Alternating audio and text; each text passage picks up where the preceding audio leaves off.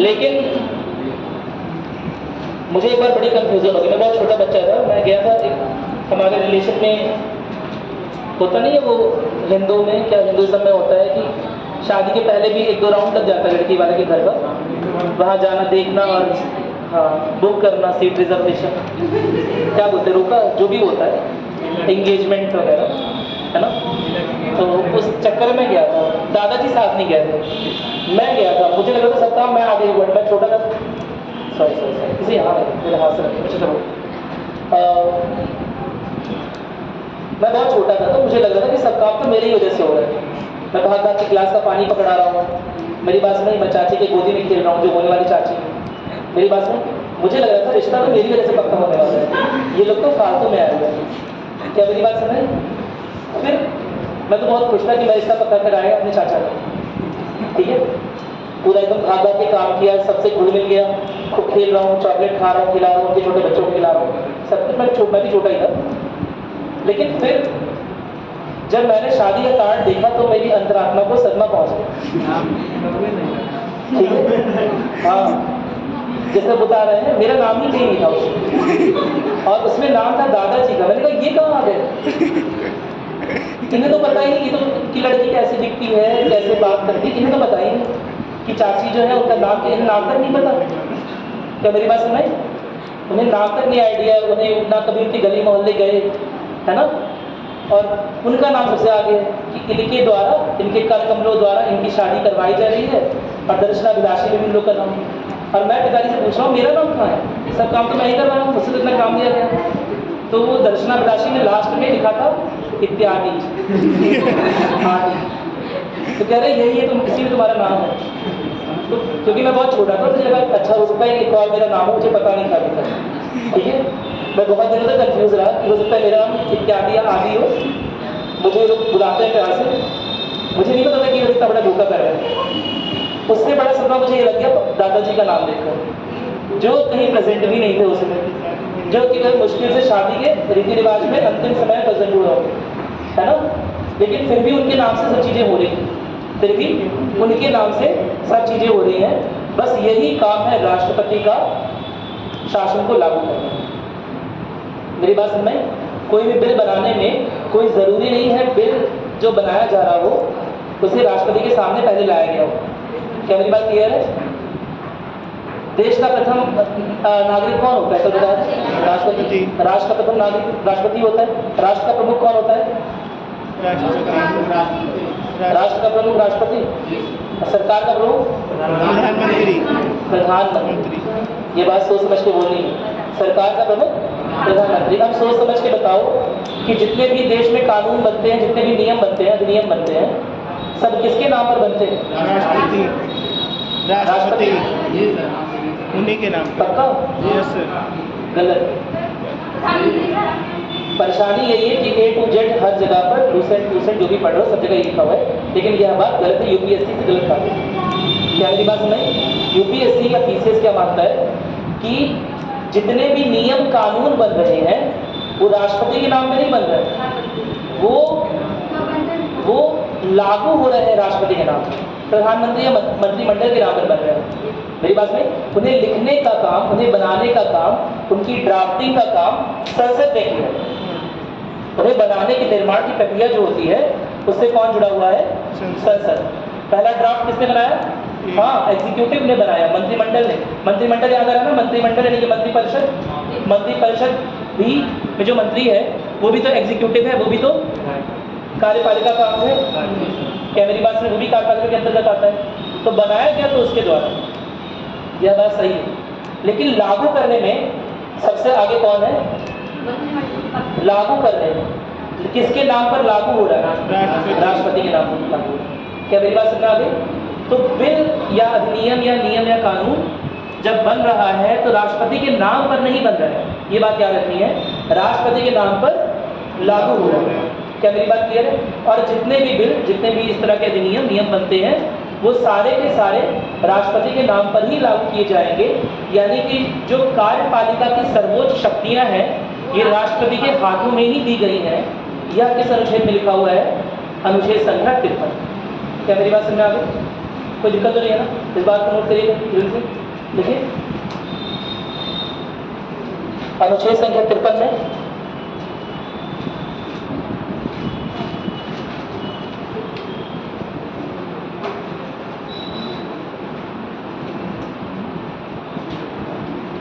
अनुच्छेद संख्या 53 में राष्ट्रपति को राष्ट्रपति को कार्यपालिका की सर्वोच्च शक्तियां दी गई हैं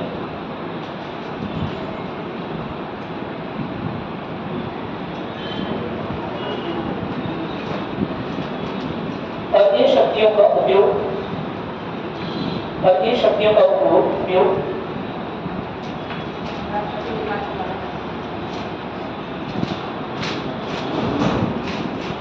राष्ट्रपति सीधे रूप से, प्रत्यक्ष रूप से या अप्रत्यक्ष रूप से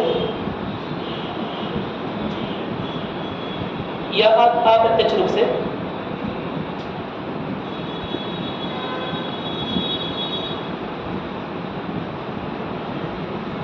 अपने अधीनस्थ अधिकारियों द्वारा करता है।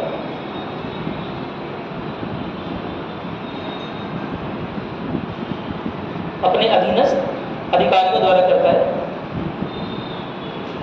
ये बात याद रहेगी कि नियम कानून किसके नाम पर बन रहे हैं? राष्ट्रपति के नाम पर नहीं बन रहे हैं, प्रधानमंत्री या मंत्रिपरिषद या विधायिका बना रहे हैं। क्या मेरी बात समझ में? लागू कौन करवा रहा है? लागू करने की सर्वोच्च शक्ति है राष्ट्रपति के पास। क्या मेरी बात क्लियर है? कोई दिक्कत तो नहीं है इसमें? ठीक है। इसके अलावा लिखिएगा, एक और लाइन लिखिएगा। देखिए संघीय कार्यपालिका द्वारा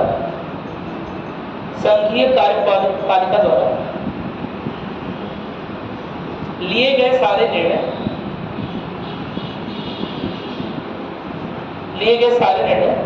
राष्ट्रपति के नाम पर लिए जाते हैं।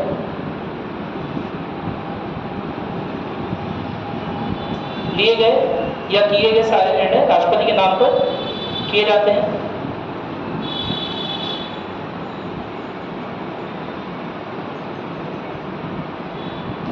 और न केवल उसे राष्ट्र का प्रथम नागरिक, साथ ही साथ न केवल उसे राष्ट्र का प्रथम नागरिक बल्कि साथ ही साथ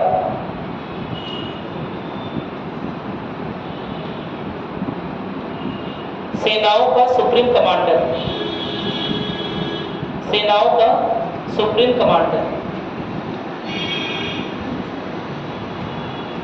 माना जाता है।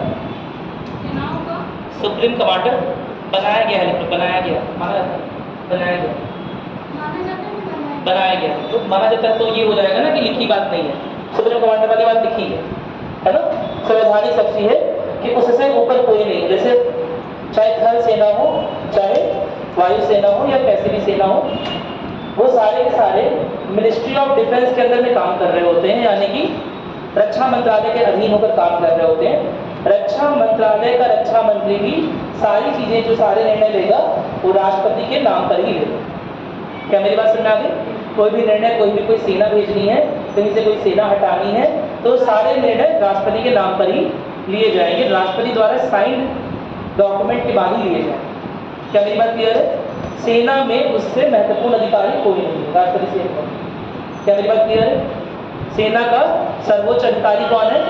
राष्ट्रपति। कोई दिक्कत तो नहीं है ना? ठीक। अच्छा, कल हम संशोधन की भी बात कर रहे थे, क्या क्या इसमें दिक्कतें आई।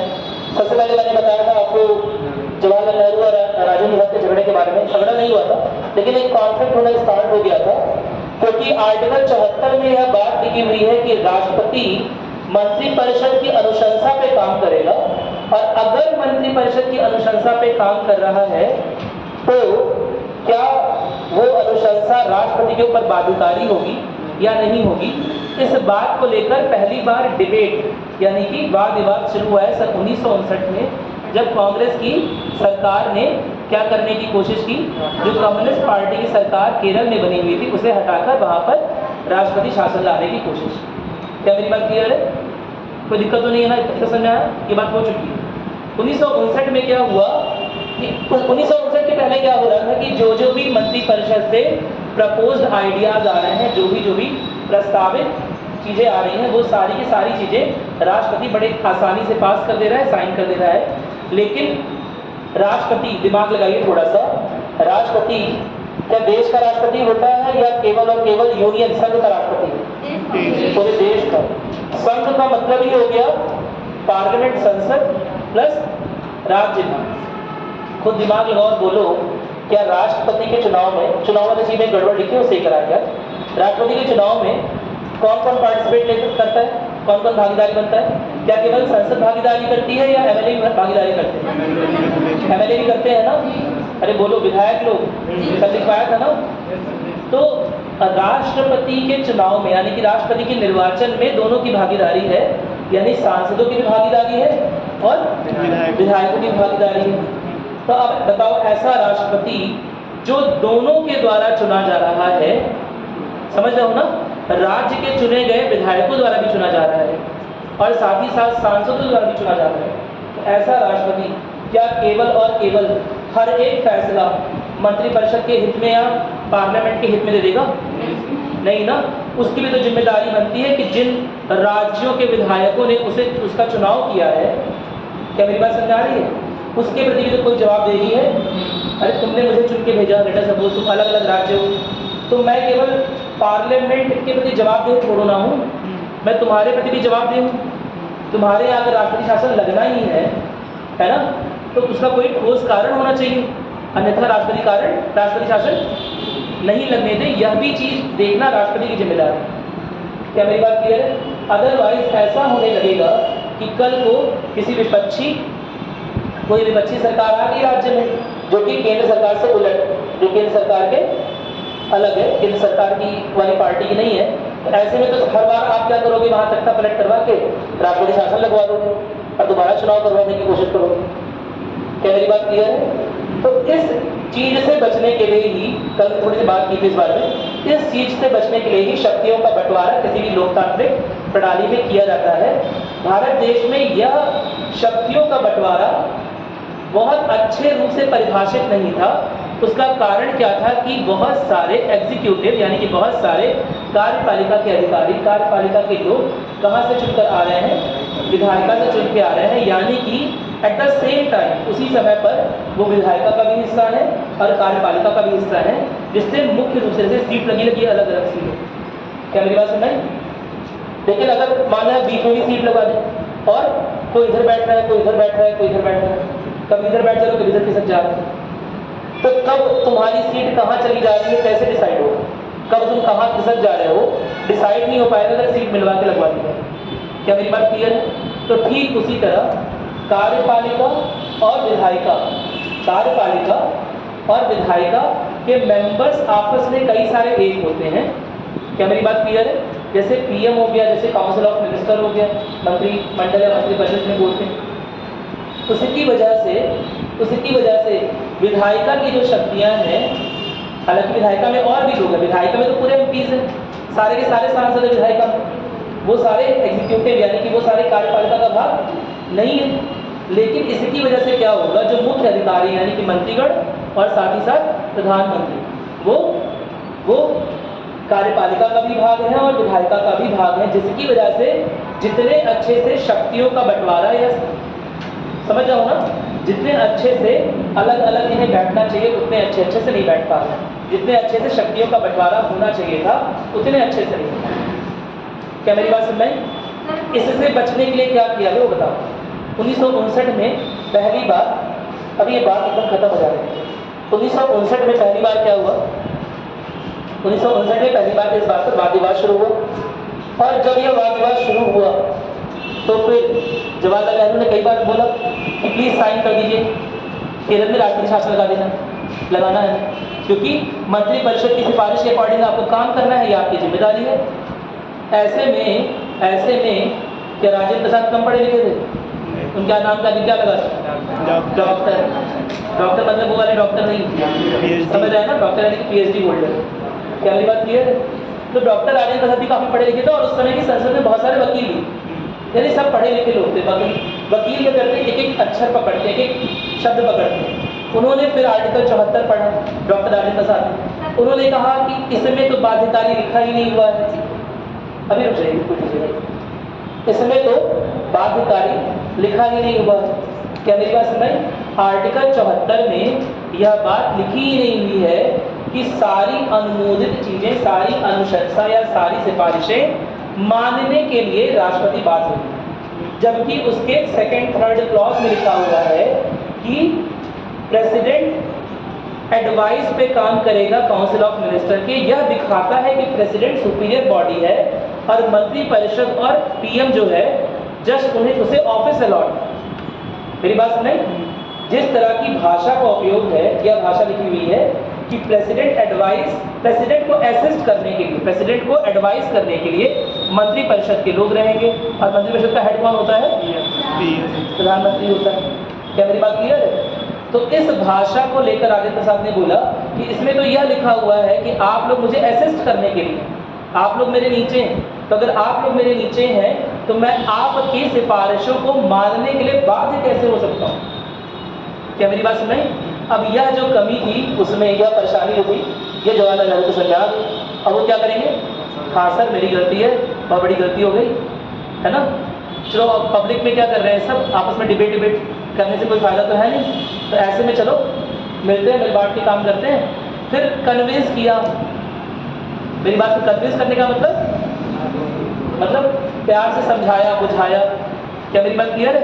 और फाइनली केरल में राष्ट्रपति शासन लागू हो गया। लेकिन यह उस डिबेट की शुरुआत थी 1959 में।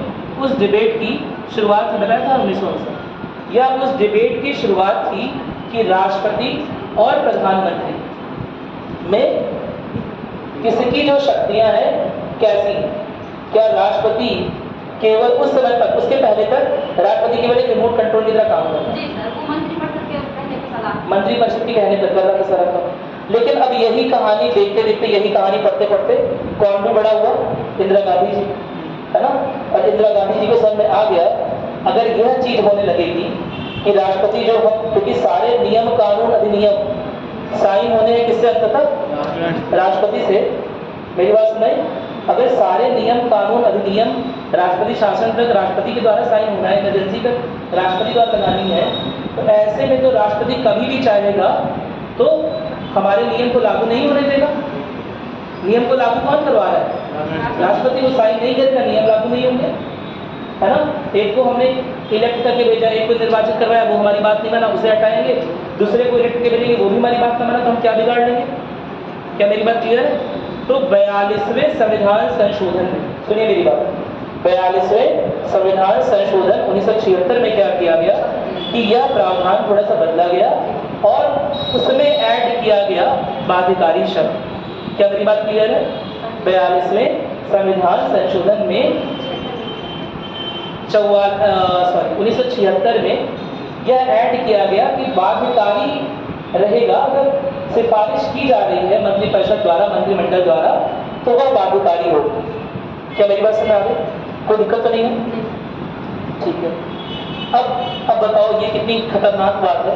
सन 1976 में लागू हो गया। क्या आपको नहीं लग रहा है इससे शक्तियों का बंटवारा पूरी तरह खत्म हो जाएगा? भाई राष्ट्रपति तो सब कुछ वही काम करने के लिए बाध्य हो गया जो उसे विधायिका बोली। विधायिका क्या समझो? सरकार जो बोल रही है। क्या मेरी बात सुन? विधायिका से पास होके आ रहा है, संसद से पास होके आ रहा है, वो सारे उसे पास करने पड़ेंगे अब हर नियम कानून। क्या ऐसे में जांच और संतुलन की प्रणाली प्रॉपरली काम कर पाएगी? Check and balance, system of check balance नाम सुना आप लोगों ने? जांच और संतुलन की प्रणाली क्या होती है? शक्तियों का बंटवारा क्यों किया जाता है? ताकि कोई तानाशाह अधिक बस। और उसके लिए क्या बनाया गया? उसके लिए ये जो सिस्टम बनाया गया है, ऐसा बनाया क्यों गया? क्या कारण है बताओ? इसे बोलते हैं क्या?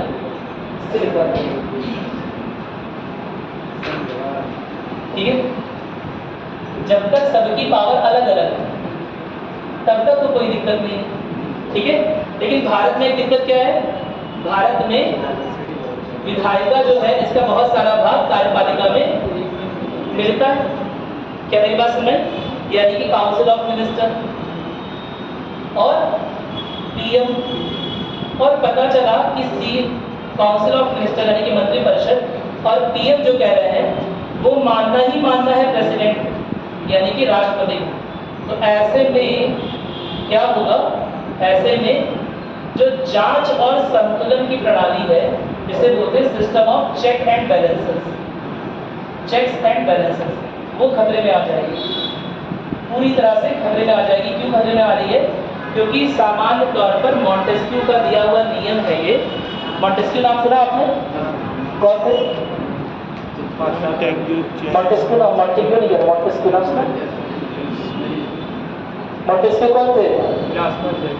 हाँ, पॉलिटिकल फिलोसफर। कहाँ के? अरे पश्चिम कहाँ? पश्चिम में तो बहुत सारी चीजें, पश्चिमी यूपी, पश्चिमी गुजरात, यूरोप की कहाँ? फ्रांसीसी, ठीक है। फ्रेंच फिलोसफर थे मॉन्टेस्क्यू, उन्होंने ही दिया था ये शक्तियों के बंटवारे का सिद्धांत, शक्तियों का पृथक्करण, सेपरेशन ऑफ पावर। और दिया क्यों था? क्योंकि उनके अनुसार यदि शक्तियों का पृथक्करण हो गया तो कभी भी एक जो गवर्नमेंट का अंग है, जो एक सरकार का अंग है, वो कभी भी दूसरे पर हावी नहीं हो पाएगा और सारी की सारी शक्तियों को नियंत्रित नहीं करेगा। इसीलिए डेमोक्रेसी मेंटेन रहेगी, लोकतांत्रिक व्यवस्था चलती रहेगी। अगर सारी की सारी शक्तियों का कंसंट्रेशन यानी कि एकीकरण एक ही हाथों में हो गया, क्या मेरी बात सुन रहे हैं? सारी की सारी शक्तियाँ एक ही हाथ में पहुंच गई तो ऐसे में लोकतांत्रिक प्रणाली को खतरा पहुंच जाएगा, लोकतांत्रिक प्रणाली खत्म हो सकती है। इसके लिए किया गया था कि 3 पार्ट में, नॉर्मली सरकार चले उसे 3 पार्ट में डिवाइड किया जाए, है ना, कार्यपालिका, विधायिका और न्यायपालिका। मेरी बात सुन रहे हैं? और यह तीनों पार्ट क्यों अलग अलग बनाए गए? ताकि system of check and balances चलता रहे, यानी कि जांच और संतुलन की प्रणाली चलती रहे। नोट करो, जांच और संतुलन की प्रणाली, ठीक है। जांच और संतुलन की प्रणाली क्या है? लेट अस सपोज विधायिका ने कोई गलत कदम उठा लिया, है ना, तो क्या राष्ट्रपति इतना पावरफुल नहीं होना चाहिए कि विधायिका को रियलाइज कराए कि यह बिल लोगों के हित में नहीं है? किसकी जिम्मेदारी है? बार बार न्यायपालिका की जिम्मेदारी आ जाएगी। क्या मेरी बात क्लियर है? भारत देश में न्यायिक अतिरेकता का होने का एक बहुत बड़ा कारण है कि राष्ट्रपति की शक्ति या कार्यपालिका की शक्ति जिस हिसाब से मजबूत होनी चाहिए थी वह इस स्ट्रक्चर के होने की वजह से उतनी मजबूत नहीं। क्या मेरी बात सुन रहे हैं? लेकिन फिर भी आमतौर पे सोचिए कि अगर 3 अंग है सरकार के, है ना, और तीनों एक दूसरे के नियम कानून और एक दूसरे के प्रावधान की जांच नहीं कर रहे हैं, कैसे किस प्रणाली पे काम कर रहे हैं तीनों अंग, अगर उसकी जांच नहीं कर रहे हैं तो ऐसे में कोई भी एक अंग अति शक्तिशाली हो जाएगा और किसी भी एक अंग का शक्तिशाली होना लोकतंत्र के लिए अच्छा नहीं। क्या मेरी बात समझ आ गई? तो इसीलिए जब 42वां संविधान संशोधन लाया गया, जब 42वां संविधान संशोधन लाया गया सन 1976 में, तो देश के एकेडमिक स्कॉलर्स, लॉयर्स ने बहुत ज़्यादा इसका विरोध किया। अभी बात खत्म हो जाए फिर बोल लीजिए, ठीक है? नहीं, नोट कर लीजिए, क्वेश्चन नोट करते चला जाइए, आपको भी फायदा होगा ना। क्या मेरी बात सुन रहे हैं?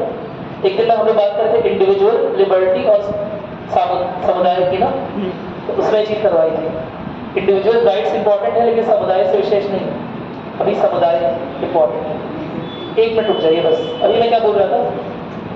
42वें संविधान संशोधन में यह बताया गया था, ठीक है, यह बोला गया था कि भाई जो सिफारिशें हैं वो बाध्यकारी हैं, लेकिन ऐसा होने पर कार्यपालिका की शक्ति जो है वो इतनी ज्यादा बढ़ जाएगी कि घट जाएगी?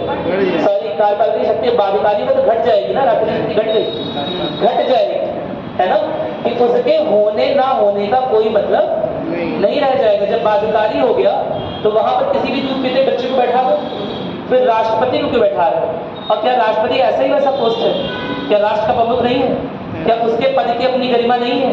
क्या लोगों द्वारा अप्रत्यक्ष रूप से निर्वाचित नहीं है ना? क्या मेरी बात सुन? यह सब चीजें हैं, इसका मतलब उसके पद की भी अपनी गरिमा है। वहां पर रिमोट कंट्रोल से चलाए जाने वाला कोई रोबोट नहीं बैठाया जा सकता। क्या मेरी बात क्लियर है?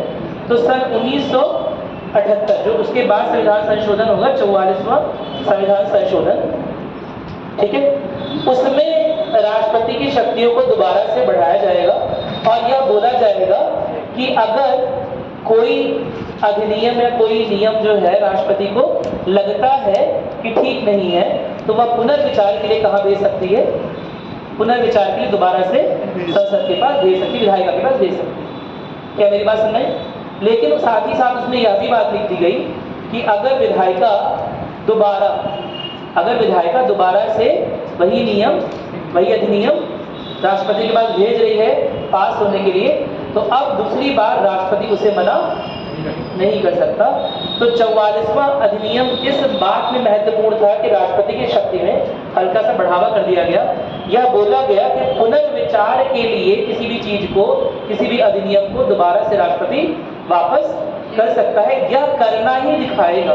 ये देखो, राष्ट्रपति का पद केवल शक्तियां नहीं होती है, एक होती है उससे जुड़े भाव। भाई राष्ट्र का अध्यक्ष आज कोई चीज मना कर रहा है कि ऐसा मत करो, और पुनर्विचार के लिए आप भेज रहे हो, तो वो बहुत बड़ी बात है। और अगर आपने उस बिल में कोई भी चेंज नहीं किया और दोबारा जबरदस्ती से पास कराने की कोशिश कर रहे हो और वो मना कर रहा है, हेजिटेट कर रहा है, हेजिटेट कैसे करेगा? महीने, 2 महीने, 3 महीने, 4 महीने तक लटकाया हुआ है मामला। तो ऐसे में यह सब मामला मीडिया की भी नजर में आता है, सरकार पर दबाव बनता है। क्या मेरी बात समझ में आ रही है? अरे बोलो, एकदम क्लियर हो गया? तो अब यह चीज हम देखते हैं, जब राष्ट्रपति की शक्तियों में इस तरह का विस्तार किया गया, या सुप्रीम कोर्ट ने आइडेंटिफाई किया कि राष्ट्रपति की शक्तियों में यह भी है कि अगर कि वह एक बार बिल किसी पुनर्विचार के लिए विधायिका के पास वापस दे सकता है, तो ऐसे में क्या होगा? कई बार, कुछ एक बार राष्ट्रपति भी वापस क्या भेजेंगे? विधेयक जो है वो वापस भेजेंगे। क्या मेरी बात क्लियर है? इसका मुख्य उदाहरण है सन 1996 में उत्तर प्रदेश में राष्ट्रपति शासन लाने के लिए उस समय की जो सत्तारूढ़ जो भी पक्ष था, जो भी पार्टी थी, वो चाहती थी और राष्ट्रपति पर दबाव बनाती है, लेकिन राष्ट्रपति उस बिल को वापस भेज देते हैं और मना करते हैं। उसके बाद जब एक बार भी राष्ट्रपति के द्वारा वापस हो गया है बिल, तो दोबारा से ऐसा करना कहीं ना कहीं लोकतांत्रिक मर्यादा का हनन है। क्या मेरी बात क्लियर है? कोई दिक्कत तो नहीं है? तो 1-2 बार ऐसा हो गया। सन 1998 में बिहार के केस में भी ऐसा हुआ कि राष्ट्रपति ने एक बार वापस कर दिया। अब तो गवर्नमेंट को लग जाएगी गुस्सा कि बार बार हम बिल भेज रहे हैं और ये वहां से पुनर्विचार के लिए वापस कर दे रहे हैं। क्या मेरी बात सुन रहे? तो गवर्नमेंट क्या करेगी? उसी बिल को दोबारा भेज देगी, थोड़ा सा एडिट करके उसी बिल को दोबारा भेज देगी, और ऐसे में राष्ट्रपति पर बाध्यता आ जाएगी कि अब उसे पास करना ही करना है। तो ऐसा नहीं है कि राष्ट्रपति बाध्य नहीं है, राष्ट्रपति बाध्य है, लेकिन दोबारा से विचार करने के बाद, क्योंकि लोकतंत्र की शक्ति बहुत बड़ी शक्ति होती है। और अगर विधायिका यानी कि संसद अगर कोई चीज लिख के भेजी, संसद में तो वैसे राष्ट्रपति भी आ जाएगा, अगर सांसद बोला जाए, है ना, या अगर विधायिका अगर कोई चीज लिख के प्रस्ताव पारित कर रही है, तो उसकी मांगों को बहुत देर तक नजरअंदाज नहीं किया जा सकता। इसी क्रम में मैंने आपको समझाया था कि भारत में लोकतांत्रिक मूल्य ज्यादा है और गणतांत्रिक मूल्य नहीं। समझाया था? समझाया था ना? इसी क्रम में समझिए कि लोकतांत्रिक मूल्य ज्यादा है, यानी कि पुनर्विचार अगर करके लोकतंत्र द्वारा, समझ रहा हूं ना, लोकतंत्र द्वारा चुने गए प्रतिनिधि, जनप्रतिनिधि जो कि विधायिका में बैठे हुए हैं, अगर वो दोबारा से बिल ले आते हैं राष्ट्रपति के सामने, वही बिल ले आते हैं, केवल एक कॉमन अगर के ले आए, तो भी राष्ट्रपति को पास करना बाध्यकारी हो जाएगा। यही दिखाता है कि हमारा लोकतंत्र जो है वह एक अत्यधिक मजबूत लोकतंत्र है, शायद उतना मजबूत गणतंत्र नहीं। क्या मेरी बात समझ में आ गई? कोई दिक्कत तो नहीं है? पहला पॉइंट तो ये क्लियर हो गया हमारा। इसके बारे में थोड़ा सा लिखेंगे, जल्दी से लिखिए कि कहानी सुनिए, कहानी छोटे छोटे लिख दीजिएगा, लिखिएगा। सन 1959 में, जल्दी लिखिए, सन 1959 में केरल में राष्ट्रपति शासन के दौरान, केरल में राष्ट्रपति शासन लागू करने के दौरान छिड़ी बहस में, केरल में राष्ट्रपति शासन, केरल में राष्ट्रपति शासन लागू करने के दौरान छिड़ी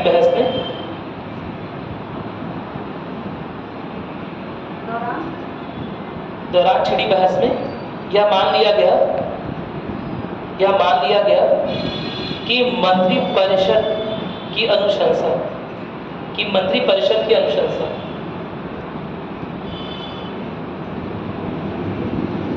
ठीक है, की अनुशंसा राष्ट्रपति के ऊपर बाध्यकारी नहीं। अनुशंसा राष्ट्रपति के ऊपर बाध्यकारी नहीं है।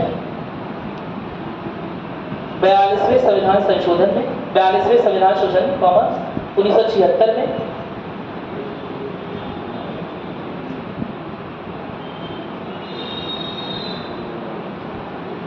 इस अनुशंसा को बाध्यकारी बनाया गया। इस अनुशंसा को बाध्यकारी बनाया गया।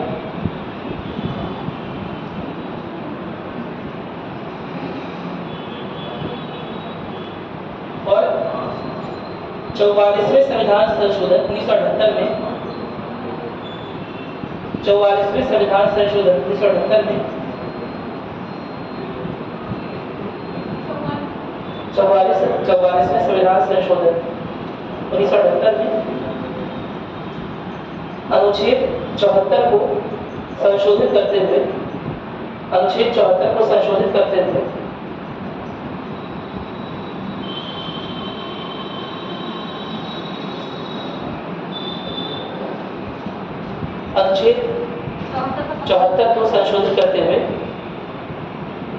राष्ट्रपति संशोधित करते हुए एक प्रावधान जोड़ा गया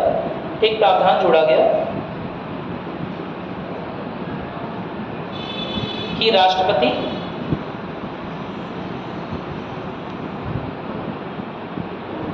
मंत्रिपरिषद के पुनर्विचार के लिए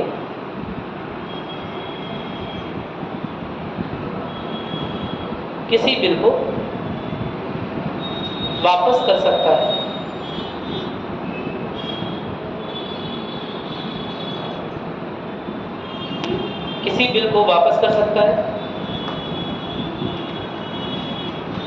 हालांकि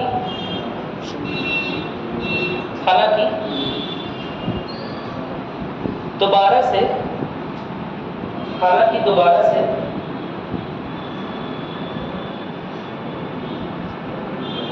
ऐसे बिल या सिफारिश के आने पर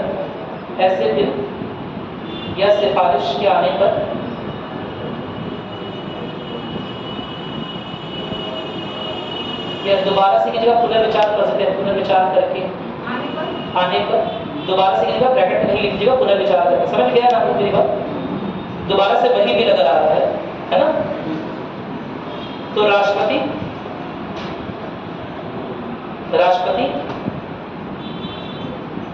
अपनी सहमति के लिए बाध्य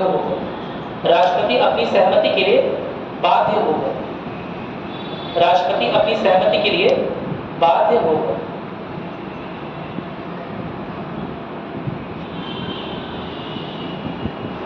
लिखिएगा एक चीज और इसमें।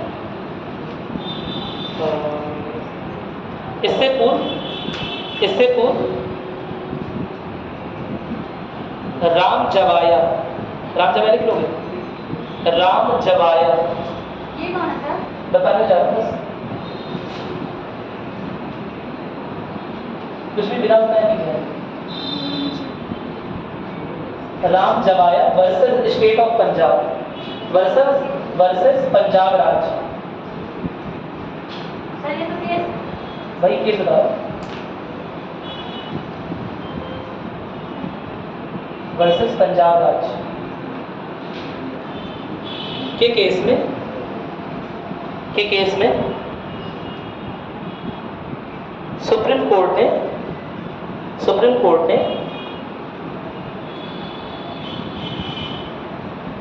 कार्यपालिका की शक्तियों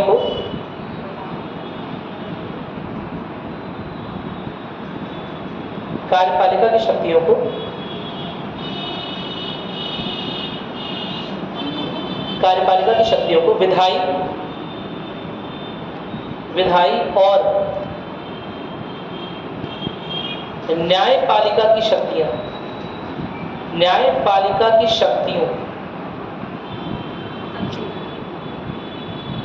को हटाने के बाद बची हुई शक्तियां माना है। बची हुई शक्तियों के रूप में परिभाषित किया है।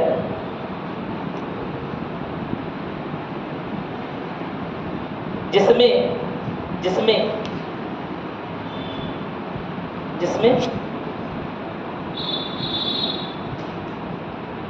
किसी कानून को लागू करना, कॉमा,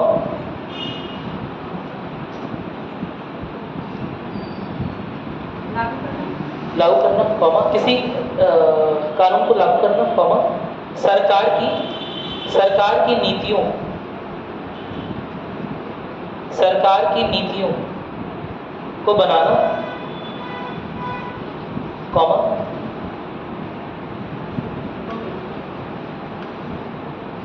एक वर्ड आता है लेजिस्लेशन, आपको मतलब समझते हैं? तो विधायी का मतलब समझते हैं आपको क्या होता है? विधि का निर्माण करते हैं, यानी किसी भी कानून को बनाने के लिए स्टार्टिंग में बोलते हैं विधायी। तो अच्छा पहले लिख लीजिए, फिर समझाता हूं। लिखिएगा, विधायिका की शुरू या विधायी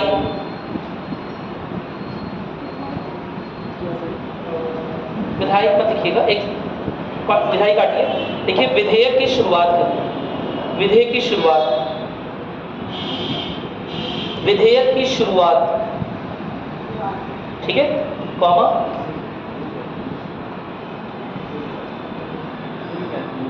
बताओ, कानून और शासन को बनाए रखना, कानून और शासन को बनाए रखना, कॉमा, भारत की विदेश नीति को दिशा देना,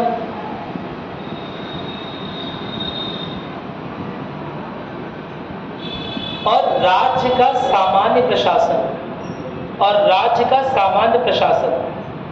देखना, राज्य का सामान्य प्रशासन देखना, ठीक है, आता है, समझ में आ गया? ये सारी शक्तियां जो हैं वो एग्जीक्यूटिव पावर है। क्या मेरी बात क्लियर है? यह सारी शक्तियां कार्यपालिका की शक्तियां हैं। सामान्य रूप में बोला गया विधायी शक्तियां, विधायिका की शक्तियां, और जो भी जुडिशियल पावर है, उसके अलावा जो बची हुई पावर है वो सारी की सारी कार्यपालिका की है। क्या मेरी बात क्लियर? कार्यपालिका की शक्तियों के लिए कार्यपालिक शब्द का उपयोग करते हैं, कार्यपालिक शक्ति भी बोल सकते हैं। कोई दिक्कत तो नहीं है इसमें? इतना समझ में आ गया? तो यह सारी जो चीजें लिखी बार पढ़ लीजिए, जैसे कौन कौन सी शक्तियां हैं। इसमें एक इंपॉर्टेंट शक्ति है विधेयक की शुरुआत करना। कई बार हमें लगता है किसी विधेयक की शुरुआत करना यह विधायिका की शक्ति है। विधायिका की होनी चाहिए या कार्यपालिका की? लग तो रहा है विधायिका की होना चाहिए, विधेयक की शुरुआत करना। देखो क्या लिखा है, विधेयक की शुरुआत करना। इसका क्या मतलब हुआ कि कोई विधेयक जो है पहली बार जब बनेगा, उसका ड्राफ्ट है, उसका मसौदा बनेगा, ठीक है, तो सामान्य रूप से वो मसौदा, सामान्य रूप से बोल रहा हूँ, वो मसौदा कौन बनाएगा? मंत्रिपरिषद के मंत्री। और मंत्रिपरिषद के मंत्री किसका हिस्सा है? कार्यपालिका। तो विधायिका का भी है लेकिन कार्यपालिका का भी है, तो कार्यपालिका बना। क्या मेरी बात क्लियर है? कोई दिक्कत तो नहीं है ना? हर एमपी बना सकता है?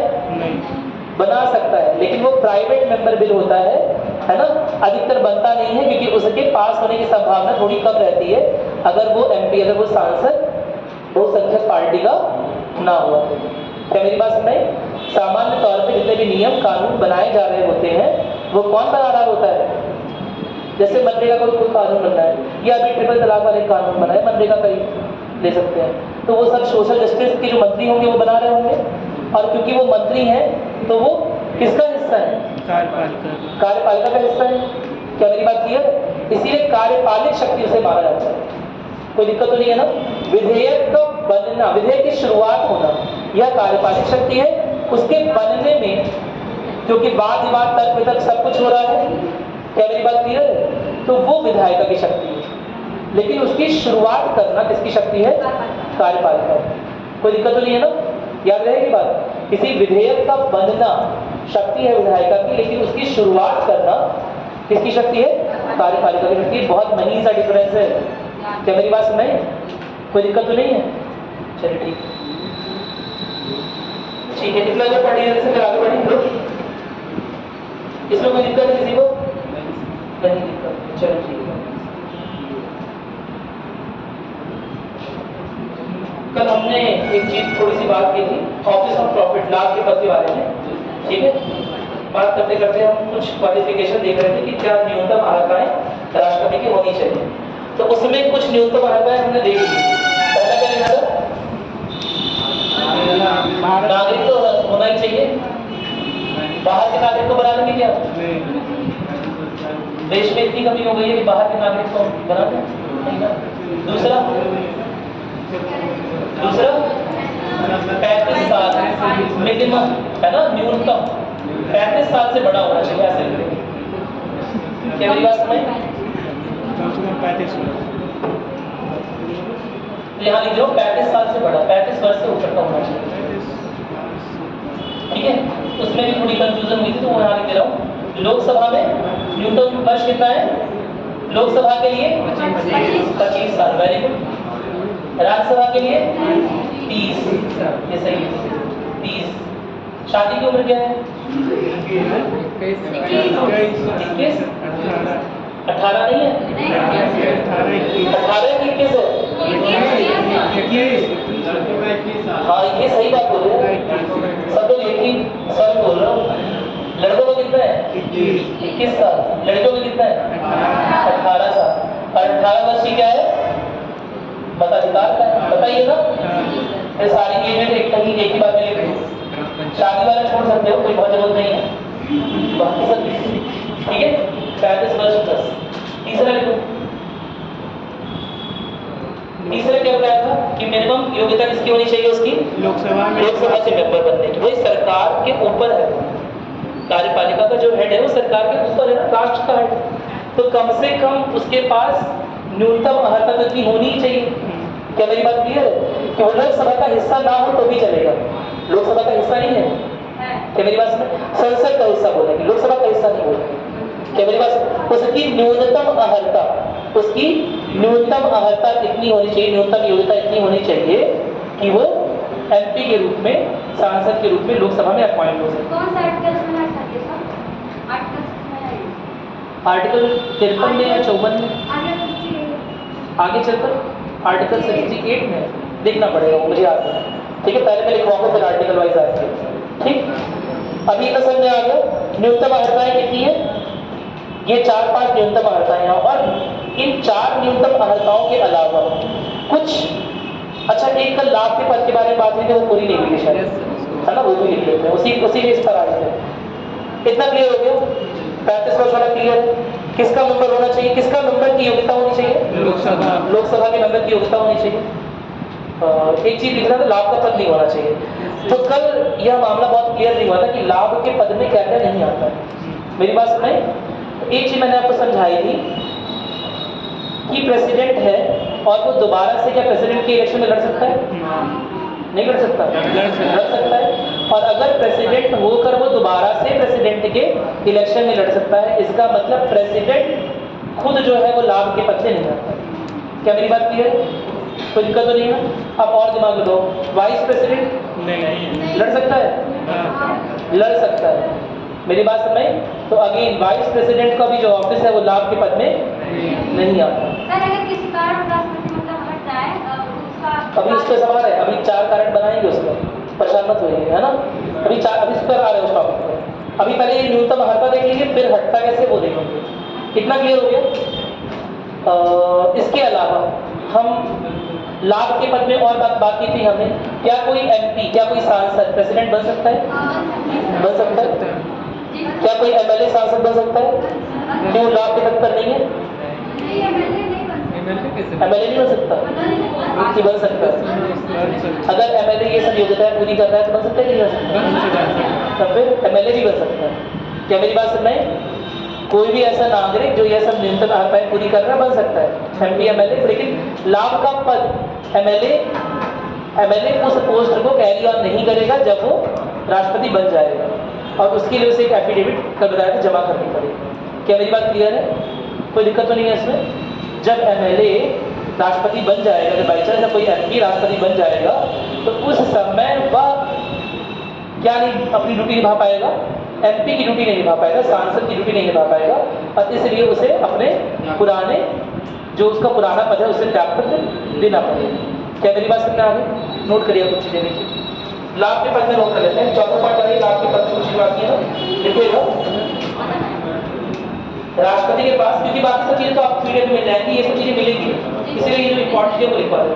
देखो राष्ट्रपति के पास राज्य का कोई भी, राज्य के द्वारा दिया गया कोई भी, राज्य के द्वारा दिया गया कोई भी लाभ का पद, अंडरलाइन कर लीजिएगा, लाभ का पद, ऑफिस ऑफ प्रॉफिट बोलते हैं। इसमें बड़ी डिबेट हुई है, मैं बताऊंगा। लाभ का पद नहीं होना चाहिए, लाभ का पद नहीं होना चाहिए, इसे राज्य नहीं होगा, याद रखिएगा राज्य। इसका मतलब ये नहीं है वो अपने कमाई नहीं कर सकता है। लाभ का मतलब ये नहीं हो गया कि उसकी अपनी कोई कहीं पर कोई दुकान है, कोई एग्रीकल्चरल इनकम है तो बंद करके ही बनेगा। मेरे पास में हाँ अपने लिए कुछ नहीं कर सकता, मतलब जैसे जो भी करेगा वो नहीं, ऐसा कुछ नहीं है। वो उसके अपने परिवार के लिए भी अगर पहले अपने लिए कोई फायदा नहीं ले सकता किसी चीज से ना कि अरे आप लोग इतना शोर होकर बताते हैं, सुप्रीम कोर्ट में अभी तक वाद विवाद चल रहा है, आप इतने श्योरिटी से ना बोलिए। यह सब चीजें हैं क्रमिक विकास की, मेरी बात में इतना शोर के नहीं बोल सकते। पता चला असल में यह सब चीजें जो है लाभ के पद को अभी तक 3 बार परिभाषित करने की कोशिश की गई है और हर एक परिभाषा में यह निकल के आया है कि लाभ का पद क्या नहीं माना जाएगा। तो लाभ का पद होता क्या है वो एग्जैक्टली अभी तक सुप्रीम कोर्ट ने नहीं बताया। क्या मेरी बात सुन रहे हैं? अभी वो भी वाद विवाद का विषय। देखिए असल में क्या होता है, संविधान लिख दिया गया, अब एक ही दिन में सारी चीजें नहीं हो गई, धीरे धीरे समझ बढ़ती है, धीरे धीरे समझ बढ़ रही है, वैसे वैसे लोग वाद विवाद करेंगे कि यह प्रावधान गलत है, इस प्रावधान में यह बदलाव होना चाहिए। क्या मेरी बात क्लियर है? तो यह सब क्रमिक विकास और क्रमिक समझ का विषय है। पिछले वाले सुप्रीम कोर्ट के न्यायाधीश कुछ और समझ रहे थे, आज की जो बेंच बैठती है उसे किसी और तरह से देखती है, आने वाली जनरेशन की बेंच किसी और तरह से देखेगी। क्या मेरी बात क्लियर? इस तरह से अनुच्छेदों का इंटरप्रिटेशन समझते हैं? नहीं, इंटरप्रिटेशन मतलब हो गया उसकी समझ, ठीक है, कि क्या वास्तव में वह प्रदर्शित कर रहा है, क्या वास्तव में बोलता है। तो वो सारे इंटरप्रिटेशन जो है सुप्रीम कोर्ट में लगातार कुछ ना कुछ बदलते रहते हैं, इतनी क्लियर बातें नहीं है। क्या मेरी बात में आप वो बेरी बेरी केस वाला देख चुके हैं ना, बेरी बेरी केस में क्या बोला, फिर गोलकनाथ में क्या बोला, फिर केशवानंद भारती में क्या बोला, फिर मिल्लेमा मिल में और पुख्ता कर रहे हैं, फिर एसआर बोमाई में और पुख्ता कर रहे हैं। तो हर चीज में थोड़ा थोड़ा बदलाव करते जा रहे हैं। क्या मेरी बात सुन रहे हैं? अरे बोलो। तो जैसे जैसे हमारी समझ बढ़ रही है वैसे वैसे यह चीजें आ रही हैं सामने, ठीक है। और यह चीजें अभी तक वाद विवाद नहीं चल रही, लाभ का पद एग्जैक्टली है क्या। मैं आपको लिखवा रहा हूँ जो सुप्रीम कोर्ट का डिसीजन है, क्या क्या नहीं होता है वो लिख लीजिए। लिखिएगा क्या लिखा आपने इधर? नहीं लिखा, लेकिन लेकिन लेकिन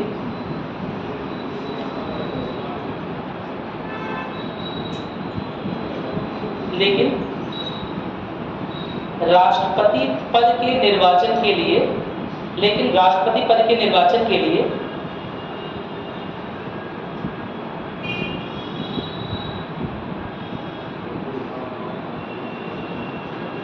ध्यान से लिखिएगा एकदम जो लिखवा रहा हूं, राष्ट्रपति पद के निर्वाचन के लिए कॉमा राष्ट्रपति का पद कॉमा उपराष्ट्रपति का पद कॉमा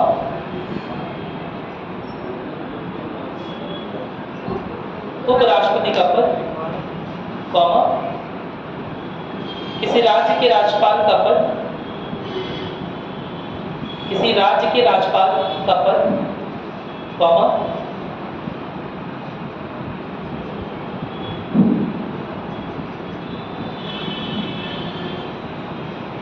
संघ के या राज्य के किसी मंत्री का पद, संघ के या राज्य के किसी मंत्री का पद कॉमा किसी मंत्री के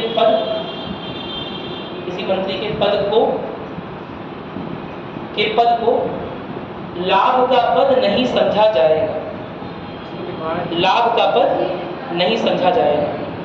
लिख दिया?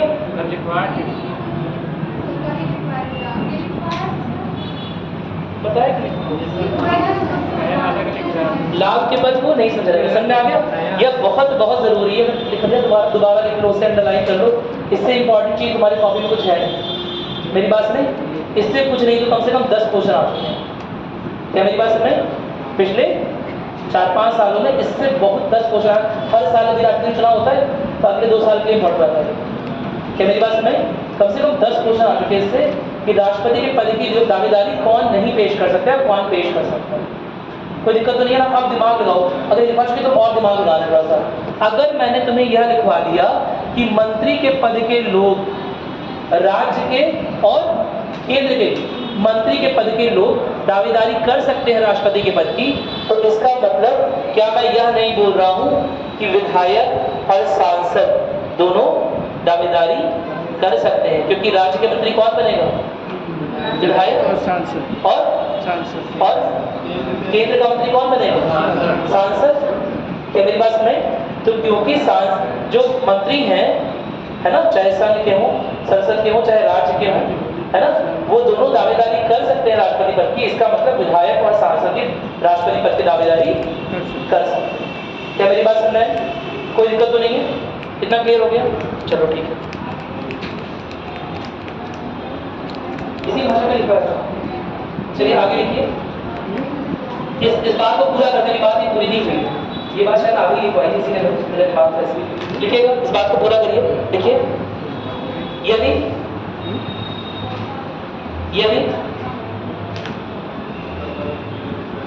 यदि राष्ट्रपति किसी सदन का सांसद है,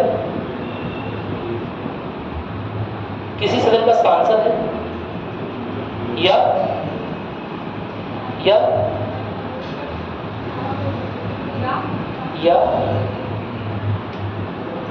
राज्य की विधायी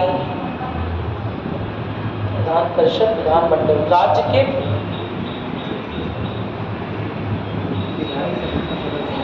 विधायी सदन का राज्य यदि राज्य के विधायी सदन का सदस्य है, यदि राज्य के विधायी सदन का सदस्य है तो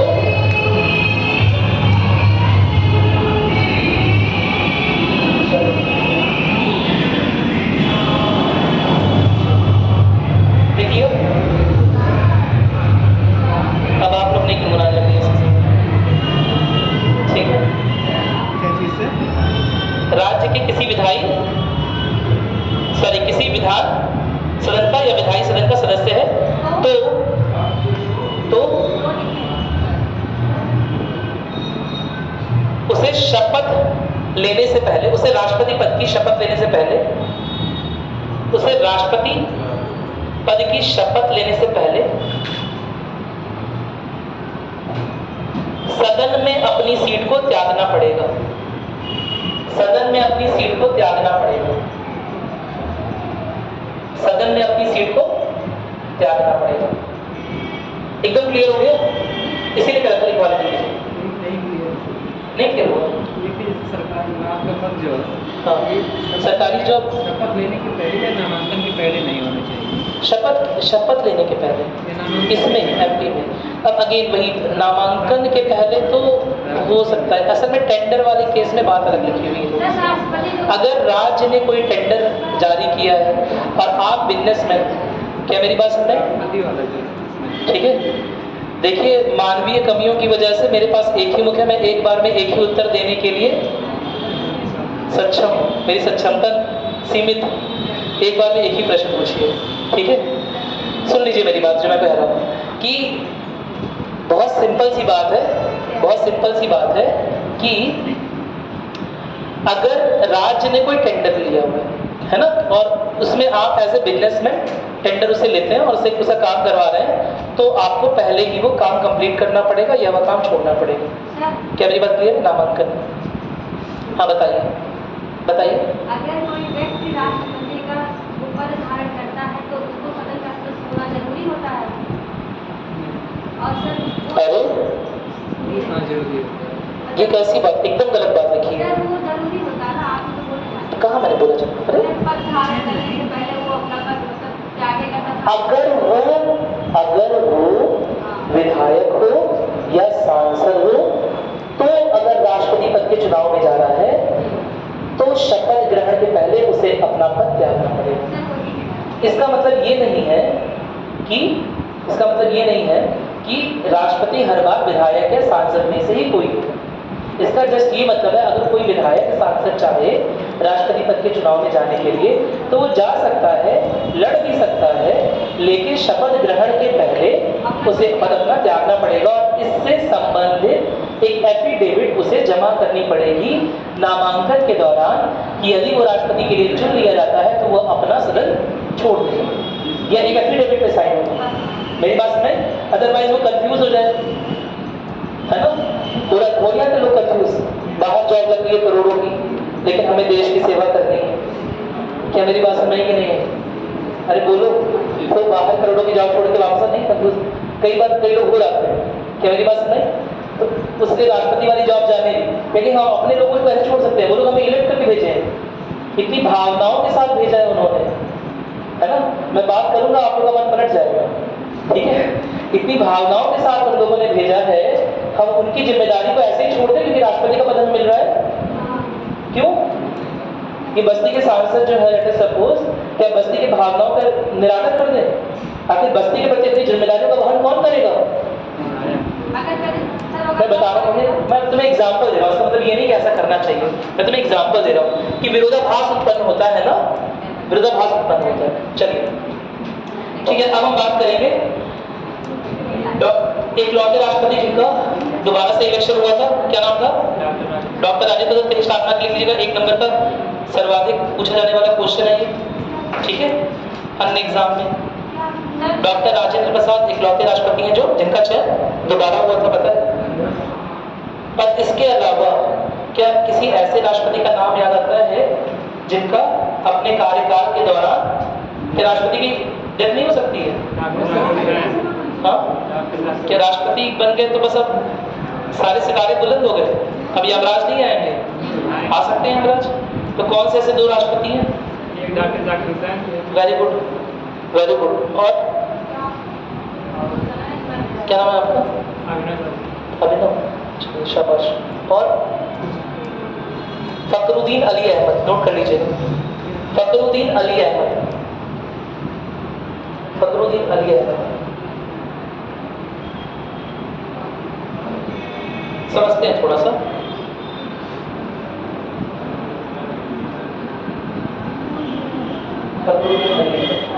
लिख लिया ना? तो कुल मिला के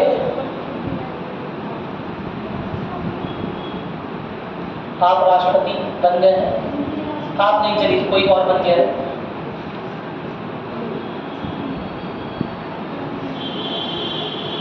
अरे परेशान मत हो,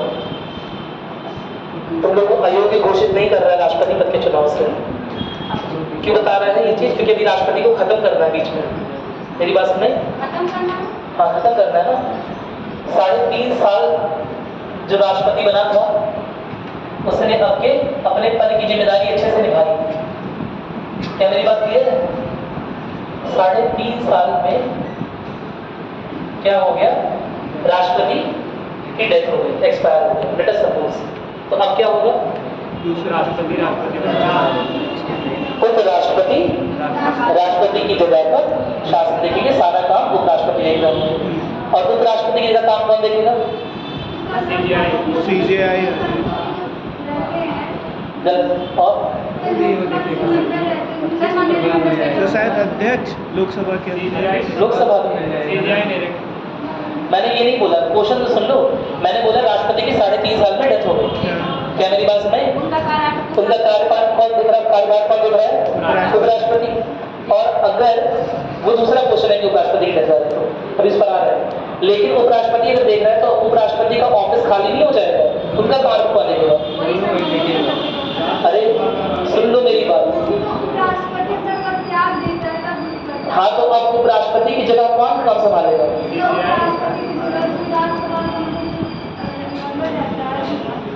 नहीं, सही नहीं है। असल में देखा जाए तो उपराष्ट्रपति जब राष्ट्रपति बन गया तो उपराष्ट्रपति का कार्यभार संभालने के लिए किसी के निर्वाचन की जरूरत नहीं है, क्योंकि यह बताओ क्या उपराष्ट्रपति के पास कोई कार्य होता है? नहीं होता है। एक कार्य जो कि राज्यसभा का स्पीकर वाला कार्य है वो उपराष्ट्रपति की किसी भी तरह की एब्सेंस में कौन देखता है? राज्यसभा का डिप्टी चेयरमैन। क्या मेरी बात सुनाई? राज्यसभा का डिप्टी चेयरमैन देखता है। क्या मेरी बात क्लियर? उपाध्यक्ष। क्या मेरी बात क्लियर? राष्ट्रपति के मरने के बाद राष्ट्रपति का ऑफिस ही नहीं है। उपराष्ट्रपति, समझो मेरी बात जो मैं कह रहा हूँ, बहुत जरूरी बात है और बहुत महीन बात है। मैं तुम्हें क्या बता रहा हूँ, उपराष्ट्रपति का कोई ऑफिस ही नहीं है। उपराष्ट्रपति का कोई काम बताओ, एक काम बताओ। उपराष्ट्रपति का नहीं, उसका चयन होता है उस पद पर और उसे उपराष्ट्रपति माना जाता है कि अगर राष्ट्रपति की तबीयत खराब होती है या एक्सपायर हो जाते हैं तो वो राष्ट्रपति का एक्ट की तरह एक्ट करेगा। क्या उपराष्ट्रपति के रूप में एक भी कार्य का निर्वहन कि उसके द्वारा किया जाता है? नहीं, क्योंकि उपराष्ट्रपति का ऑफिस ही नहीं होता है। अगर मैं तुमसे पूछूं कि उपराष्ट्रपति का कार्यकाल कितना होता है? होता ही नहीं है। उपराष्ट्रपति का चेयरमैन का कार्यकाल है, उपराष्ट्रपति का ऑफिस ही नहीं है। क्या मेरी बात सुनाई? वो व्यक्ति उपराष्ट्रपति के रूप में क्यों है? ताकि अगर राष्ट्रपति के साथ कुछ हो जाए तो वो राष्ट्रपति की तरह एक्ट कर सके। क्या मेरी बात क्लियर है? कोई दिक्कत तो नहीं है? याद रखना, ये रोल जो है कैप्टन और वाइस कैप्टन वाला नहीं है। प्रेसिडेंट और वाइस प्रेसिडेंट का जो रोल है, जैसे क्रिकेट टीम में कैप्टन और वाइस कैप्टन होते हैं, वैसा रोल नहीं है। तो सर सैलरी क्यों पाते हैं उपराष्ट्रपति? सैलरी किसी की पाएंगे? चेयरमैन की पाएंगे ना। वही व्यक्ति है, सेम व्यक्ति। कोई काम करते नहीं सर। अरे मैं बता रहा हूँ तुमसे, वही सेम व्यक्ति है, चेयरमैन का काम कर रहा है, सैलरी चेयरमैन की पाएगा। मेरी बात सुनाई? वो उपराष्ट्रपति भी है। क्या मेरी बात क्लियर है? अब उपराष्ट्रपति के रूप में उसका कोई काम नहीं है। उपराष्ट्रपति का कोई ऑफिस नहीं होता है, उपराष्ट्रपति का कोई कार्यकाल नहीं होता है, उपराष्ट्रपति के ऊपर कोई जिम्मेदारी नहीं होती है, कहीं कोई साइन नहीं बनाना है उपराष्ट्रपति के रूप में। हमारे संविधान में उपराष्ट्रपति के नाम पर कोई जिम्मेदारी नहीं दी गई है। केवल और केवल एक ही जिम्मेदारी है कि जब राष्ट्रपति क्या हो जाएंगे, बीमार हो जाए या बाई चांस उनका ऑफिस रिक्त पड़ जाए। क्या मेरी बात सुनाई? अरे बोलो, ठीक है, तो वह उसे रिप्लेस कर सके। समझ में आ गई तुम बात? हमारे संविधान में उपराष्ट्रपति का और कोई भी कार्य नहीं है, केवल और केवल इतना कार्य है कि जब राष्ट्रपति बीमार हो जाए तो राष्ट्रपति की जयावृत्ति हो जाए।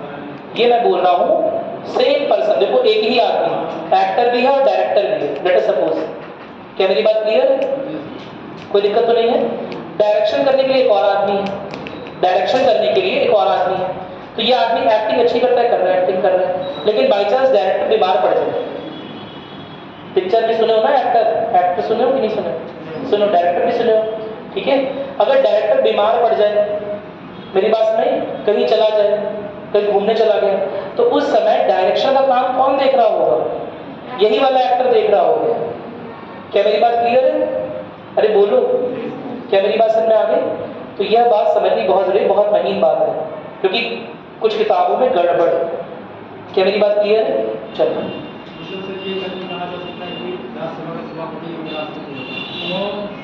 कैसे देखो, पहले लिखो, नहीं पहले से ये समझ आ गया तुम लोगों? अब एग्जैक्टली 5 साल बाद, ये जब 5 साल हो गया है, तो 5 साल के बाद किसी भी हाल में इलेक्शन कमीशन को अगला चुनाव कराना है कि अगला राष्ट्रपति अपना 4-5 साल बिताए। क्या मेरी बात क्लियर है?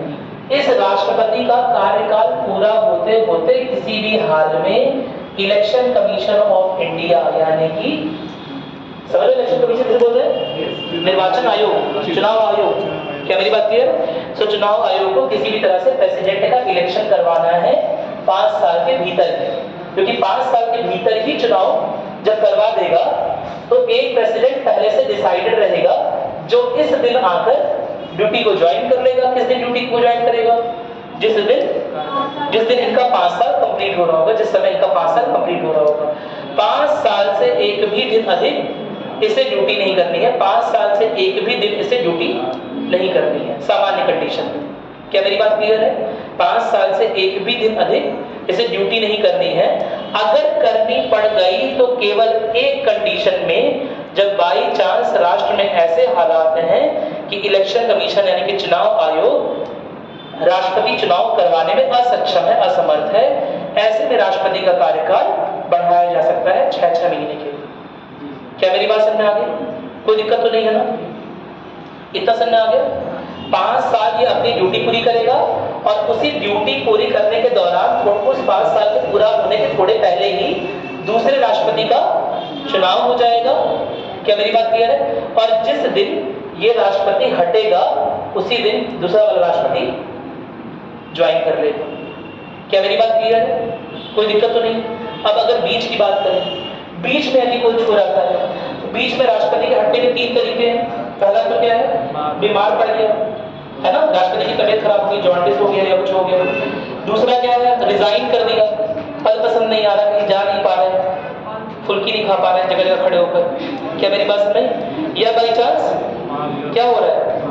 डेथ हो गई, अगर राष्ट्रपति की डेथ हो गई, या फिर एक और चीज, या फिर उन पर महाभियोग चल गया। क्या मेरी बात क्लियर है? तो इन कंडीशन में ऑफिस जो है राष्ट्रपति का क्या हो जाएगा? रिक्त हो जाएगा। क्या मेरी बात सुनाई?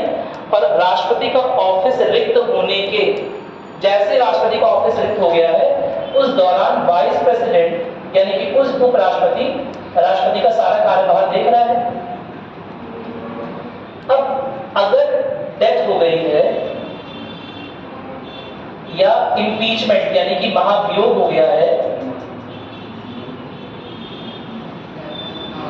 या फिर रिजाइन कर दिया है यानी अपने पद को छोड़ दिया है। क्या मेरी बात क्लियर है? इन तीनों कंडीशन में, एक मिनट सुन लीजिए, इन तीनों कंडीशन में क्या होगा कि इलेक्शन कमीशन के ऊपर जिम्मेदारी बन जाएगी कि जिस वक्त ऑफिस रिक्त हुआ है और vice president as a president बन गया है, क्या मेरी बात क्लियर है, उससे 6 महीने के अंदर, उससे 6 मंथ के अंदर ही, विद इन 6 मंथ दोबारा से प्रेसिडेंट का चुनाव करवा दें और प्रेसिडेंट का चुनाव करके प्रेसिडेंट को इलेक्ट करवा दें। क्या मेरी बात समझ में? अगर बाई चांस यह करवाने में भी असक्षम रहता है तो हर 6 महीने पर, हर 6 महीने पर वाइस प्रेसिडेंट का टेन्योर जो है अगले 6 महीने के लिए रिन्यू होता जाएगा। क्या मेरी बात समझ में आ गई? अब एक बात यह है कि अगर डेथ हो जाती है, लेट अस सपोज प्रेसिडेंट की डेथ हो गई है ना, नो मोर, सॉरी, है ना, और उसके बाद वाइस प्रेसिडेंट की भी डेथ हो गई, तो ऐसे में क्या होगा? आप कौन राष्ट्रपति बन जाएगा? Very good. मुख्य न्यायाधीश किसके? सर्वोच्च न्यायालय की, जिसे क्या बोलते हैं? Chief justice of India. Chief justice of India नहीं कि मुख्य न्यायाधीश। CJI की भी डेथ हो गई। अब लोकसभा के स्पीकर, लोकसभा कहां से आ गई? अरे पूरा विधायिका को उठा के दे दोगे क्या? कार्यपालिका विधायिका अलग चीज नहीं है। उच्च न्यायालय की, उच्च सर्वोच्च न्यायालय के, अभी सर्वोच्च न्यायालय का नंबर लगा रहेगा, सर्वोच्च न्यायालय के जो सीनियर मोस्ट जज है, जो नेक्स्ट सीनियर मोस्ट जज होगा, जो इसके नेक्स्ट बाद वाला CJI बनने वाला होगा, उसे बना देंगे प्रेसिडेंट। इसकी भी डेथ हो गई। मर जाएंगे। अरे जब पोस्ट इतनी मनहूस है कि सबकी डेथ होती जा रही है तो कोई बनना चाहेगा राष्ट्रपति? पद खाली रह जाएगा। क्या मेरी बात सुन रहे? अरे कितने लोग किराए से डेथ करवा दी भाई इसी टेन्योर में। मेरी बात सुन रहे? प्रेसिडेंट को खत्म करवा दिया लोगों ने, वाइस प्रेसिडेंट को खत्म करवा दिया, CJI को और सीनियर मोस्ट जज को, जो सर्वाधिक सीनियर जज था, कहाँ का? न्यायपालिका यानी कि सर्वोच्च न्यायालय का। उस मेरी बात सुन रहे? तो ऐसे में क्या होगा? 30 जज होते हैं अभी तक, अभी तो 30 जज होते हैं, अब शायद 35 हो गए, 35 रिसेंट में, ठीक है, 34 हो गए, नहीं 34 प्लस 1 CJI को मिलाकर 35। क्या मेरी बात क्लियर? एक बार चेक कर लीजिएगा। 35 प्लस 1, 35 प्लस 1, 33 प्लस 1, अच्छा ठीक है, ऐसा हो सकता है। तो 34 जज होते हैं, है ना, सबका बारी आ सकता है। क्या मेरी बात क्लियर है? अगर एक के बाद एक सब कुछ जाते हैं। क्या मेरी बात समझ में आ गई?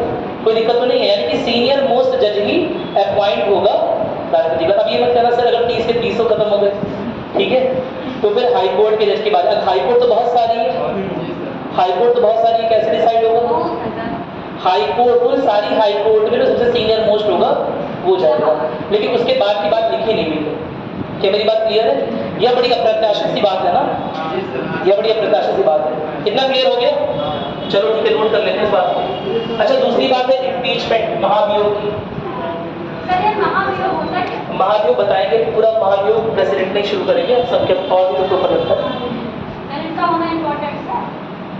जरूरी इंपॉर्टेंट है। महाभियोग कब चलता है? जब ऐसा बोला गया है, जब राष्ट्रपति संविधान के द्वारा दिए गए निर्देशों का पालन करने में असमर्थ हो, असक्षम हो, या जानबूझकर दोबारा बोल रहा हूँ, संवैधानिक प्रावधानों का उल्लंघन करता हुआ पाया जाए, तो ऐसे में संसद की जिम्मेदारी है, क्योंकि अगेन जांच और संतुलन की शक्ति है ना, अगर राष्ट्रपति तक गलत है तो उसे भी हटाने की जिम्मेदारी किसकी है?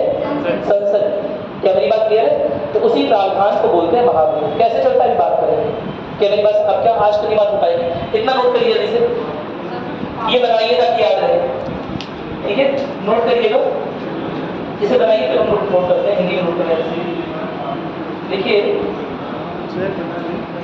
लिखिए, चलिए ये बात देख लीजिएगा कि यदि किसी तरह या किसी कारणवश, और यदि किसी चलिए किसी कारणवश लिख लीजिए, यदि किसी कारणवश चुनाव आयोग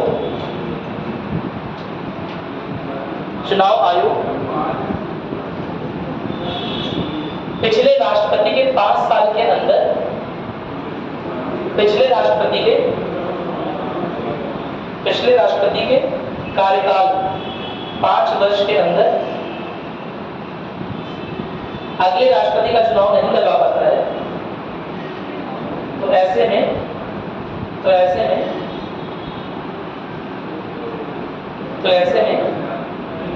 पुराने राष्ट्रपति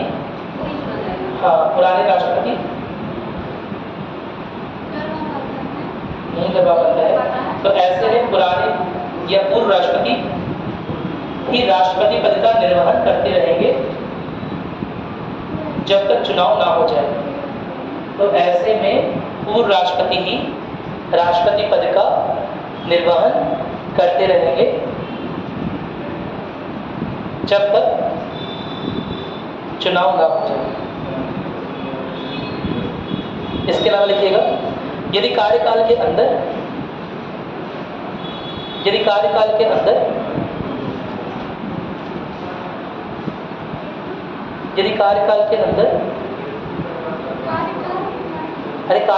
कार्यकाल टेन्यूर कितना टाइम है ना, यदि कार्यकाल के अंदर, ये ऐसे लिखिए, यदि कार्यकाल के 5 वर्षों के अंदर, यदि कार्यकाल के 5 वर्षों के अंदर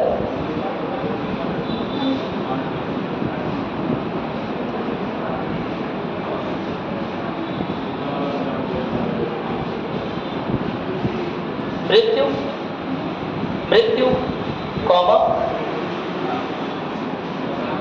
महाभियोग, मृत्यु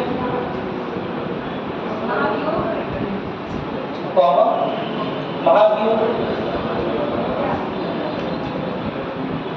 महाभियोग कौमा रेजिग्नेशन, पदत्याग, रेजिग्नेशन, पदत्याग। ठीक है, अरे सब बड़ा कठिन है, इंग्लिश के शब्द बड़ा कंफ्यूज कर रहे हैं। ठीक है,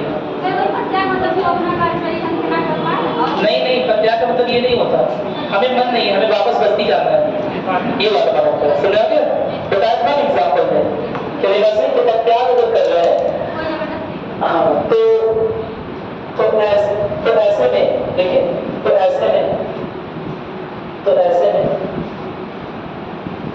राष्ट्रपति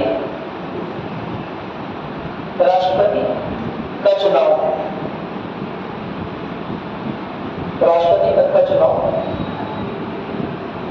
6 महीने के अंदर ही करवाना चुनाव आयोग की जिम्मेदारी होगी।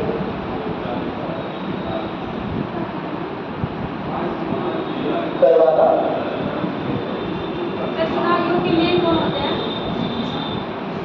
चुनाव आयोग की जिम्मेदारी होगी। क्या हुआ? ये चुनाव आयोग के अध्यक्ष होते हैं, निर्वाचन हेड होता है, कमिश्नर होते हैं, इलेक्शन कमिश्नर, ठीक, चीफ इलेक्शन कमिश्नर होते हैं। क्या बोलते हैं सर? Chief election commissioner. अभी सब आएगा, सारा आप लोग सारा फोकस उन चीजों पे रखिए जो अभी चल रहे हैं। जो आगे आएगा वो तो आएगा, मेरी बात सुने, और जो पीछे गया वो तो गया, ठीक है। सारा दिमाग एकदम प्रेजेंट में, ये बात मैंने नहीं कही है, ये भी सुनिए सर, ये गीता में लिखा हुआ है भाई, क्या मेरी बात सुने, आज में लिख गया आज, ठीक है एकदम। एक बात जो मैंने आपको बताई कि अगर क्या लिखा आपने लास्ट टाइम, क्या लिखी है? जिम्मेदारी होगी इसकी चुनाव आयोग की। ठीक है, इसके अलावा एक और लिखूंगा,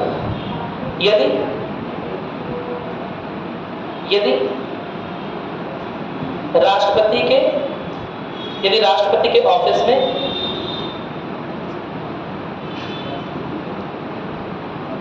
किसी अन्य प्रकार की रिक्ति होती है,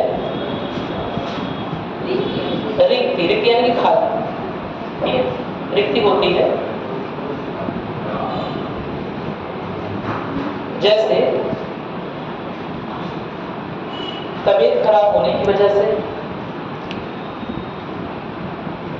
तबीयत खराब होने की या अन्य वजहों से, तबीयत खराब होने की या अन्य वजहों से राष्ट्रपति अपनी जिम्मेदारी का निर्वहन नहीं कर पा रहा है,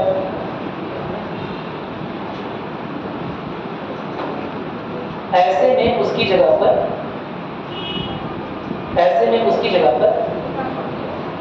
उपराष्ट्रपति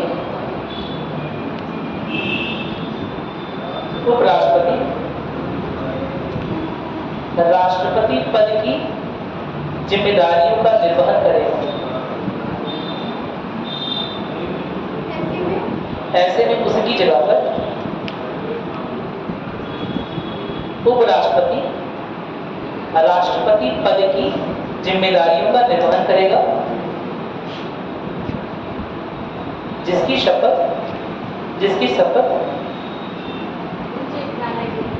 सर्वोच्च न्यायालय के मुख्य न्यायाधीश द्वारा उसे दिलाई जाएगी। सर्वोच्च न्यायालय के मुख्य न्यायाधीश द्वारा उसे दिलाई जाएगी।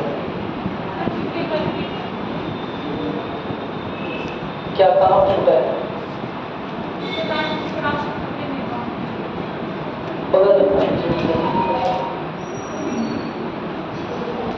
इतना धीरे धीरे तो मैं बोल रहा हूँ, कुछ छूट गया, बताइए फिर से, बताइए कहाँ से छूट कितना हुआ? उस उपराष्ट्रपति पद की जिम्मेदारी का निर्वहन करेगा, जिसकी शपथ सर्वोच्च न्यायालय के मुख्य न्यायाधीश द्वारा उसे दिलवाई जाएगी। ठीक है, जिसकी शपथ सर्वोच्च न्यायालय के मुख्य न्यायाधीश द्वारा उसे दिलवाई जाएगी। अभी हम दोबारा उस पॉइंट पर आ रहे हैं। मैंने आपको क्या बोला था? प्रेसिडेंट हो गया। चलिए ऐसा सिंपल देखिए, एक चीज इसे याद रखिएगा कि वाइस प्रेसिडेंट है ना, अगर प्रेसिडेंट की तरह काम करेगा तो वाइस प्रेसिडेंट एक और ड्यूटी से जुड़ा हुआ था। उस ड्यूटी को क्या बोल रहे थे? हाँ, राज्यसभा का अध्यक्ष, चेयरमैन ऑफ राज्यसभा या राज्यसभा का अध्यक्ष। तो अब चेयरमैन ऑफ राज्यसभा कौन बन जाएगा? जो डिप्टी चेयरमैन है, यानी कि जो उप सभापति है, वो बन जाएगा। इसका मतलब यह कतई नहीं होगा, कई बार समझा रहा हूं मैं, इस बात को ध्यान रखिएगा, एग्जाम में स्पेशली यूपीएससी में केवल क्वेश्चन नॉलेज से नहीं आते हैं, वर्ड प्ले से क्वेश्चन आते हैं। वर्ड प्ले समझते हैं? शब्दों का हेर फेर करके क्वेश्चन में इधर कर देते हैं। आपको लगेगा कभी उसी क्वेश्चन का उत्तर हाँ में आ रहा है, कभी कोई उसी क्वेश्चन का उत्तर ना में आ रहा है, छोटी छोटी चीजें बदल देंगे। तो दोबारा ध्यान रखिएगा इस बात का, डिप्टी चेयरमैन ही चेयरमैन बन रहा है, उपराष्ट्रपति नहीं बन रहा है। क्या मेरी बात क्लियर है? ये नहीं बोलेंगे आप कि उपराष्ट्रपति की जगह, राष्ट्रपति की जगह उपराष्ट्रपति अगर निर्वहन करने चला गया है, राष्ट्रपति की ड्यूटी की जिम्मेदारी का निर्वहन उपराष्ट्रपति अगर कर रहा है तो इसका मतलब ये नहीं है कि डिप्टी चेयरमैन उपराष्ट्रपति बन जाएगा। क्या मेरी बात क्लियर है? इसका बस इतना सा मतलब है कि डिप्टी चेयरमैन वाली जो उपराष्ट्रपति जिस हैसियत से चेयरमैन की ड्यूटी निभाता था, समझ आया ना? जो राज्यसभा थी उसके अध्यक्ष के रूप में अपनी जिम्मेदारियों का जिस तरह से निर्वहन करता था, अब वो क्योंकि राष्ट्रपति बन चुका है तो अब वो उस तरह की ड्यूटी का निर्वहन करने में असमर्थ है। उसकी असमर्थता को देखते हुए डिप्टी चेयरमैन यानी कि उपसभापति जो है वो क्या बन जाएगा? उपाध्यक्ष बोलेंगे। उपाध्यक्ष क्या बन जाएगा? चेयरमैन बन जाएगा। उपाध्यक्ष चेयरमैन तो बन गया लेकिन उपाध्यक्ष उपराष्ट्रपति नहीं बना है। इस बात का एकदम ध्यान रखिएगा। मतलब उनकी जगह ले लिया लेकिन वो बना नहीं। उपराष्ट्रपति नहीं बना है, उनकी जगह ले लिया है। एक आदमी दो रोल प्ले कर रहा था, एक आदमी दो रोल प्ले कर रहा था, उपराष्ट्रपति का भी और राष्ट्रपति का भी, उपराष्ट्रपति का भी और राज्यसभा के चेयरमैन का भी। जब वो पूरी तरह से राष्ट्रपति बन गया किसी कंडीशन में, ऐसे में जो उसके द्वारा दूसरा रोल प्ले किया जा रहा था चेयरमैन के रूप में, उसे तो डिप्टी चेयरमैन प्ले करेगा। मेरी बात सुनाई? लेकिन अब वह नया उपराष्ट्रपति नहीं बना है। क्या मेरी बात सुनाई? दोबारा मैं कैसे और बताऊं यार? बता दो, समझ में आ गया? डिप्टी चेयरमैन ने चेयरमैन को रिप्लेस किया है, उपराष्ट्रपति को नहीं रिप्लेस किया, यह समझ लीजिए। क्या मेरी बात सुन रहे हैं? एक ही आदमी दो पद का निर्वहन क्योंकि इस तरह कर रहा था, क्योंकि उपराष्ट्रपति का पद की कोई जिम्मेदारी तो होती नहीं है। उपराष्ट्रपति के पद की क्या जिम्मेदारी होती है? कोई जिम्मेदारी नहीं है, कोई कार्यकाल नहीं है। क्या मेरी बात सुन रहे हैं? इसी वजह से जब डिप्टी चेयरमैन का काम कर रहा है तो इसका मतलब ये नहीं समझेंगे कि अब उपराष्ट्रपति डिप्टी चेयरमैन बन गया।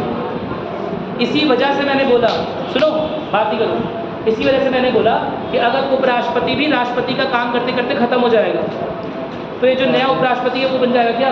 नया उपराष्ट्रपति कोई है ही नहीं, तो कौन बनेगा? CJI बनेगा। क्या मेरी बात सुन रहे हैं? इसीलिए मैं इस बात को मैं क्लियर करा रहा हूँ। क्या मेरी बात क्लियर है? क्योंकि डिप्टी चेयरमैन उपराष्ट्रपति नहीं बना है, इसलिए अभी जो पुराना उपराष्ट्रपति था, जो नया राष्ट्रपति बन गया है, अगर वो भी बन जाता है तो उसकी जगह पर मुख्य न्यायाधीश काम करेगा, डिप्टी चेयरमैन नहीं चला जाएगा राष्ट्रपति। कौन सा? बोली सर मुझे बता देता